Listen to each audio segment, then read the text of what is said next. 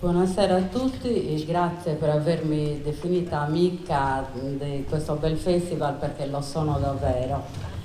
E per me è un onore presentare per la seconda volta Gabriella Caramore, che tutti conoscete per tutto il suo lavoro sulla spiritualità e per la sua bella trasmissione che si avvia ad avere quasi 25 anni, e Maurizio Ciampa. Questo è davvero un bel saggio, lo ricordava Mario, in un luogo come l'Italia dove si leggono bei saggi, questo vale la pena di leggerlo.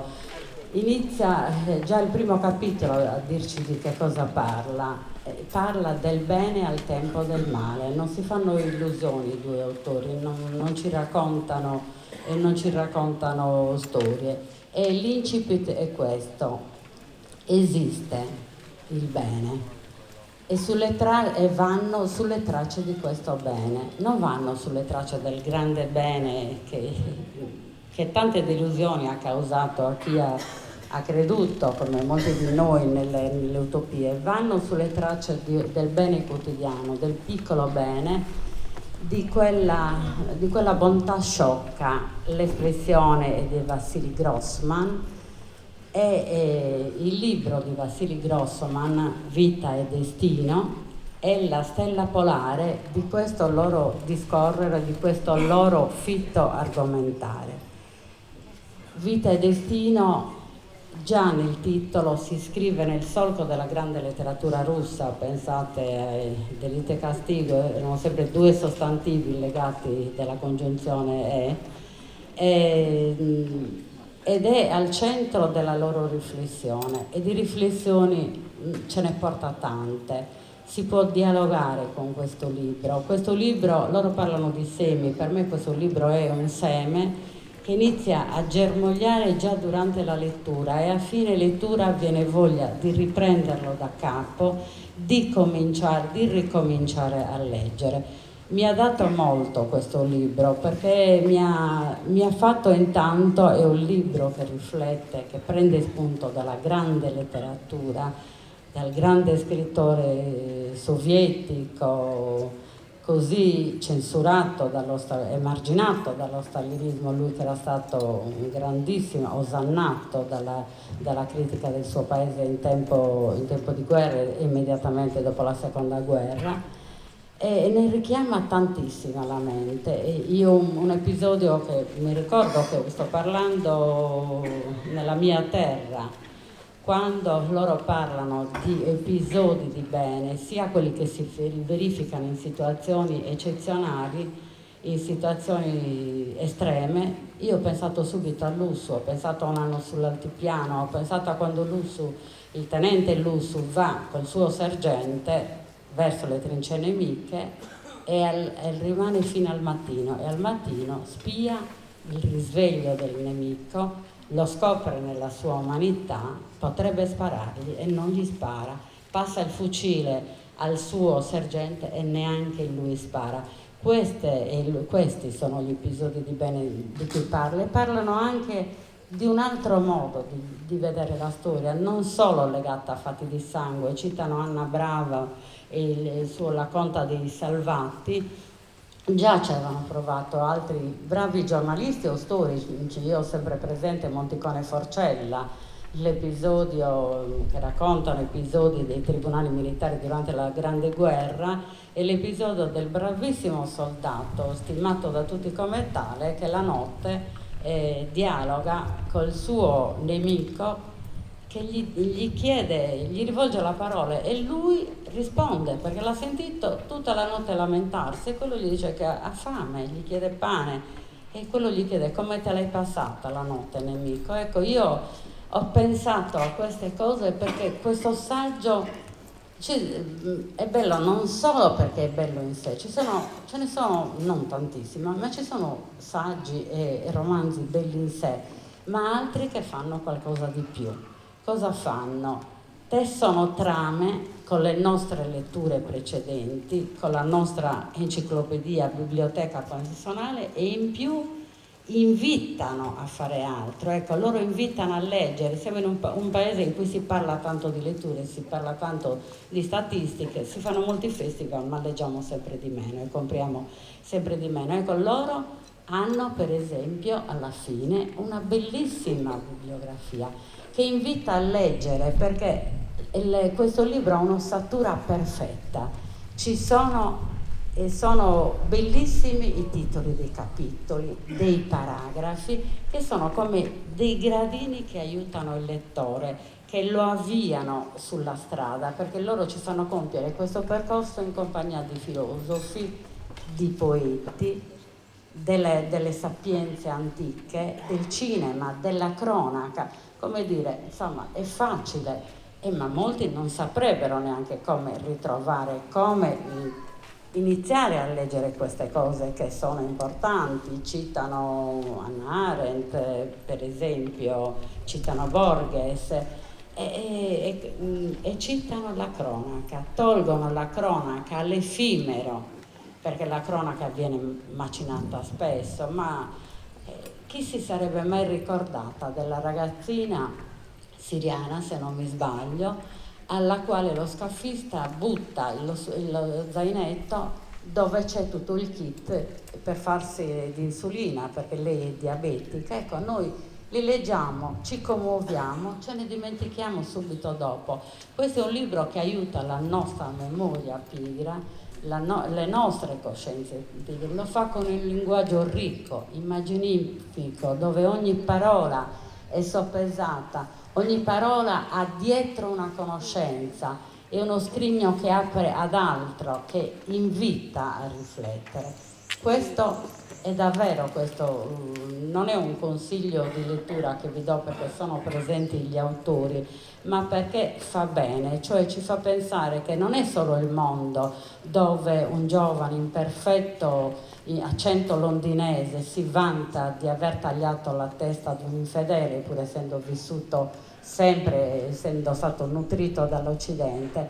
Questo ci invitano a dire, cioè sperare nel bene, nel piccolo bene, anche in gesti da niente. Può essere un sorriso, loro fanno questo esempio, può essere rispondere in modo garbato, in tempi sgarbati. È vero che non cambierà il mondo, però forse ci cambierà un poco. Mi ha fatto pensare ad altro, per esempio, se non esiste una pedagogia del bene, perché tutta la pedagogia, poi soprattutto di tipo statale o ministeriale, poi insomma diventano sospettose, però sì, ci sono state pratiche, penso sempre ai nostri villaggi, le pratiche di bene nascosto.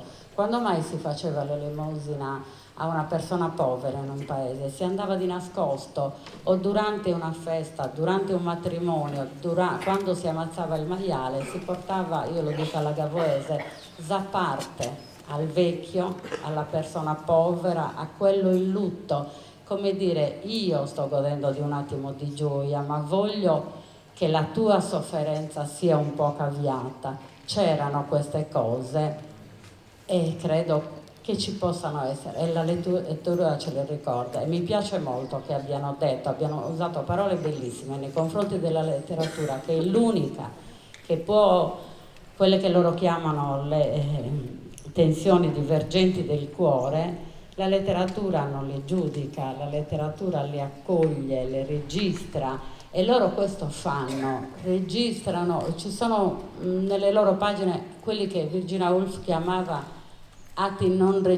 gesti non registrati, quando dava dei consigli alla giovane scrittrice sul fatto che non dovesse scrivere le solite cose.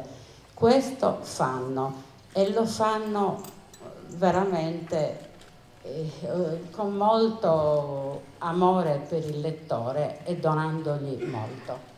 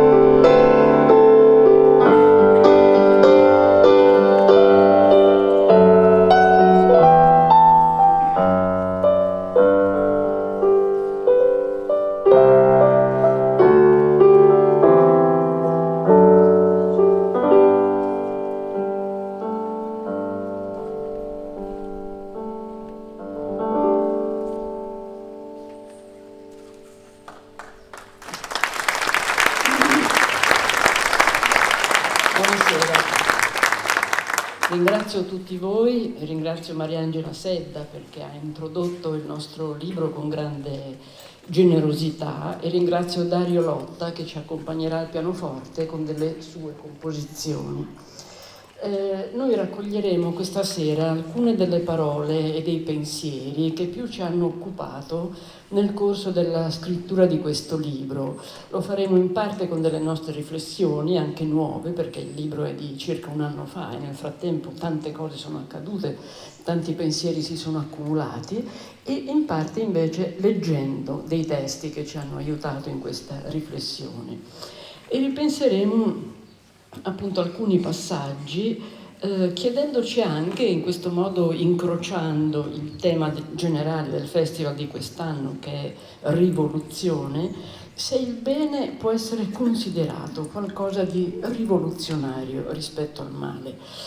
Lo vedremo, ma anticipo già che il nostro pensiero è che il bene non sia propriamente rivoluzionario, ma qualcosa di più sottile, di più sotterraneo. È un mutamento di prospettiva, un rovesciamento, qualcosa di misteriosamente sovversivo piuttosto, potremmo dire così, ma insomma lo vedremo. Vogliamo invece cominciare dalle parole sul bene, lo ha già anticipato Mariangela Sedda, di Vassili Grossman, che è il più importante scrittore della Russia sovietica del secolo scorso. Appunto leggeremo dal suo libro Vita e Destino, che è una grande epopea che racconta il naufragio di tante vite nei decenni che vanno dal sogno comunista e dalla grande idea del bene sociale, no? Il socialismo, il bene sociale, fino alla seconda guerra mondiale e alla catastrofe poi dello stalinismo. Allora cominciamo ad ascoltare una prima tranche delle parole di Vassili Grossman. Ho visto la forza incrollabile dell'idea del bene sociale che è nata nel mio paese. L'ho vista nel periodo della collettivizzazione forzata nel 1937. Ho visto uccidere nel nome di un ideale bello e umano. Ho visto le campagne morire di fame e i figli dei contadini che morivano tra le nevi della Siberia. Ho visto le tradotte che da Mosca,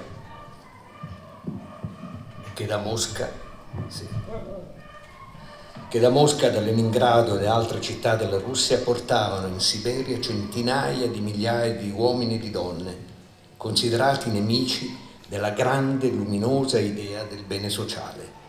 Era un'idea bella e grande che ha ucciso senza pietà, ha rovinato le vite di molti, ha separato le mogli dai mariti e i figli dai padri.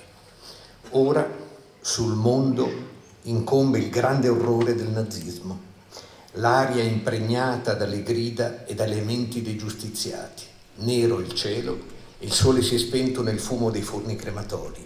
Anche questi crimini, inauditi non solo per l'universo ma anche per gli uomini di questa terra, sono compiuti nel nome del bene.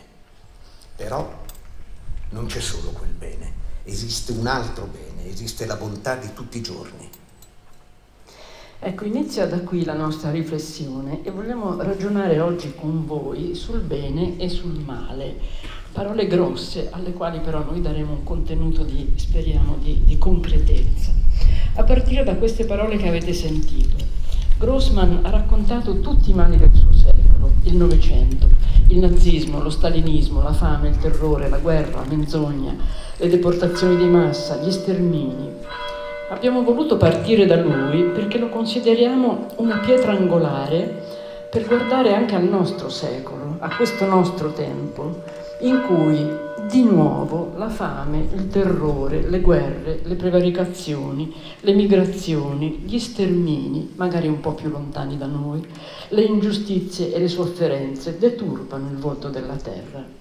E tuttavia tutto questo abominio non esaurisce mai fino in fondo la gamma dell'umano, perché sempre qua e là, in mezzo alla sterpaglia del male, affiora qualche piccola isola di bontà, qualche gesto semplice, ma che produce bene, fa del bene, crea bellezza, guarisce, risana, mette al mondo giustizia, mette al mondo libertà, ricerca la conoscenza, scruta i cieli e le profondità della terra, diffonde parole che ci convertono, che muovono la nostra mente e il nostro cuore. Allora ci siamo chiesti, ma da dove viene il bene? Perché c'è il bene nonostante la massa schiacciante del male? I filosofi, i teologi, lo sapete, si sono sempre interrogati sull'opposto, si sono sempre chiesti da dove viene il male, no? Unde malum, perché c'è il male sulla terra? Forse occorre anche chiedersi perché c'è il bene e perché non provare a riconoscerlo, ad averne cura. Allora va subito chiarito che non vogliamo mettere a confronto bene e male. Non ci sfiora neppure il pensiero, non sarebbe neanche possibile, di dare dei consigli, dei suggerimenti, delle indicazioni, delle ricette per sconfiggere il male e far trionfare il bene. Bene e male, è quasi ovvio dirlo, hanno qualità diverse, hanno natura diversa. Il bene è più nascosto, non fa clamore, non grida, non reclama. Si diceva appunto, ci si chiedeva da dove viene. Forse nasce nel cuore umano, forse è sollecitato dallo sguardo dell'altro, nel quale ci rispecchiamo, ci riconosciamo, come se fossimo chiamati da questo sguardo. Perché non tutto è arbitrio, non tutto è cieca forza, la vita appunto non è il male. Ci sono scosse d'anima, un ardore elementare, come dice Tilson, una inesauribile forza mite che può contrastare l'occlusione delle menti, può contrastare l'inerzia dei cuori. Il male può essere estremo, può essere assoluto, può essere radicale, può essere banale, ma solo il bene ha profondità. Questo è il pensiero della filosofa Hannah Arendt ed è anche il nostro pensiero. Ecco, leggo ancora qualche parola da Vassili Grossman, che dice: esiste la bontà di tutti i giorni. La gente comune ha nel cuore l'amore per gli esseri viventi, ama la vita e ne ha cura in modo naturale e spontaneo. È la bontà dell'uomo per l'altro uomo, una bontà senza testimoni, piccola, senza grandi teorie. La bontà illogica potremmo chiamarla, la bontà degli esseri umani al di là del bene religioso e sociale. In questa epoca tremenda, un'epoca di follie commesse nel nome della gloria di stati e nazioni o del bene universale, in quest'epoca di terrore e di follia insensata, la bontà spicciola non è scomparsa. Questa bontà sciocca è tutto quanto di umano c'è nell'essere umano, è ciò che lo contraddistingue, è l'altezza a cui lo spirito umano si eleva e che ci fa dire che la vita non è il male. È una bontà senza voce, senza senso, istintiva, cieca. Essa è forte finché è muta, inconsapevole e illogica, finché resta nelle tenebre vive del cuore dell'uomo, finché non diventa strumento e mercanzia dei predicatori, finché il suo oro non viene coniato in monete di saggezza. La bontà è semplice, come la vita. La bontà è forte finché è priva di forza. Appena la si vuole trasformare in forza, si perde, scolora, si offusca, svanisce.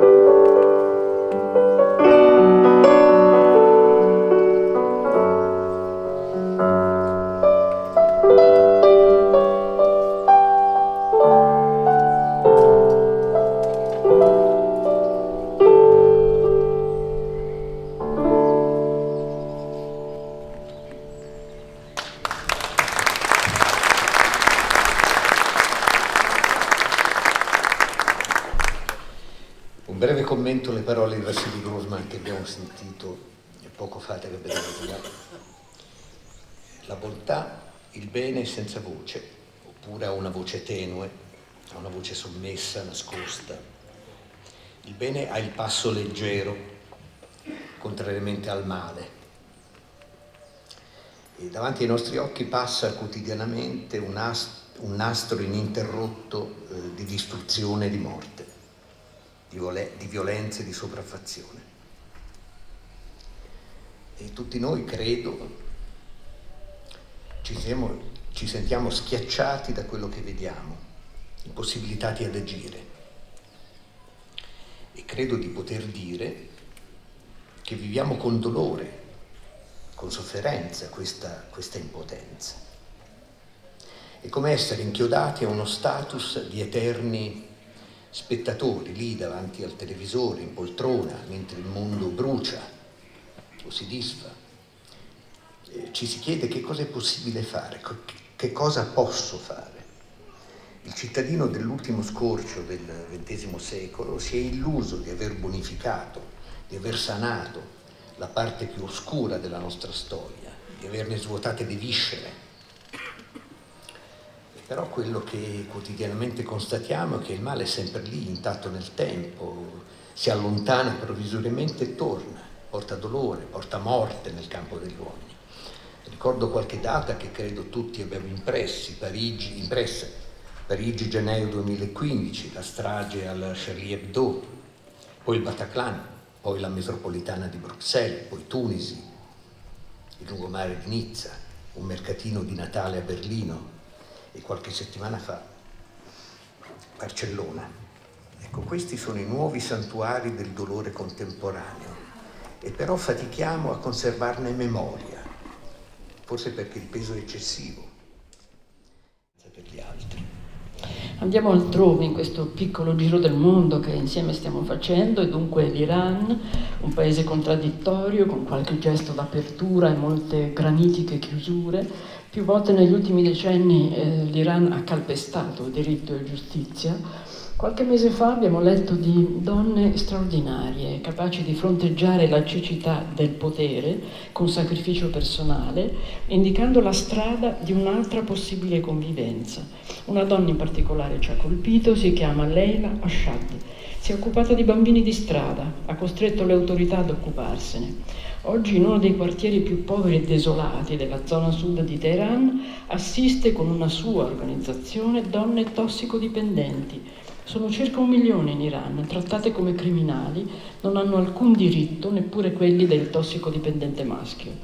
Costruisce per loro un programma di riabilitazione, insegna loro un mestiere, restituisce loro dignità e lo fa incontrando 1000 difficoltà. Un'ultima storia ci riporta su un'altra frontiera, quella fra Italia e Francia, sul crinale delle Alpi Marittime, Valle del Roia. E il nostro uomo si chiama Cédric Herrou, ha meno di 40 anni, fa l'agricoltore e lo fa su un terreno impervio che gli costa molta fatica, è un pezzo di terra abbandonato.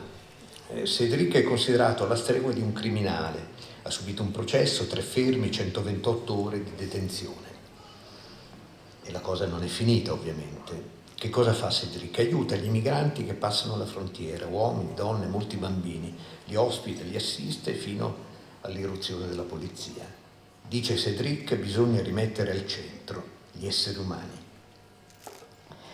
Ecco, si dirà che queste che abbiamo raccolto sono storie che accadono in circostanze d'eccezione, in situazioni estreme, ma c'è un volto del bene ancora più ordinario, quotidiano, comune. C'è un ordine della giustizia che possiamo incontrare davvero tutti i giorni. Nel testo che adesso vi leggeremo a chiusura di questo nostro itinerario, la giustizia dell'uomo giusto ha un aspetto assolutamente normale, forse anche dimesso, nessun gesto clamoroso, nessun eroismo. È giustizia stare al mondo sensatamente. In un qualsiasi luogo del mondo sfila il silenzioso esercito dei giusti, che con aria quasi distratta sottraggono al male frammenti, schegge, briciole d'esistenza, niente di più. Il testo che vi leggeremo, un testo breve, è dello scrittore argentino Jorge Luis Borges, è un mito della letteratura del Novecento che tutti credo conoscano. E allora chi è il giusto per Borges? Un uomo che coltiva il suo giardino come voleva Voltaire, chi è contento che sulla terra esista la musica, chi scopre con piacere un'etimologia. Due impiegati che in un caffè del sud giocano a scacchi in silenzio. Il ceramista che intuisce un colore e una forma. Il tipografo che compone bene questa pagina, che forse neppure gli piace. Una donna e un uomo che leggono le terzine finali di un certo canto di Dante. Chi accarezza un animale addormentato. Chi giustifica o vuole giustificare un male che gli hanno fatto. Chi è contento che sulla terra ci sia Stevenson. Chi preferisce che abbiano ragione gli altri. Queste persone che si ignorano stanno salvando il mondo.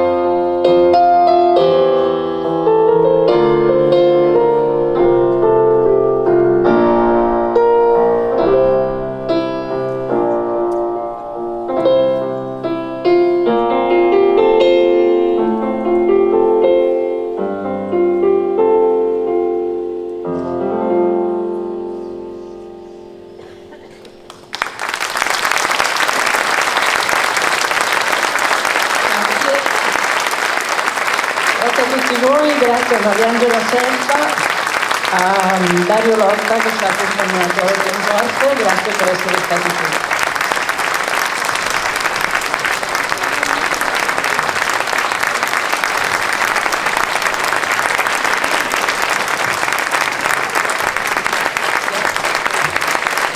Grazie, buona serata, buon proseguimento.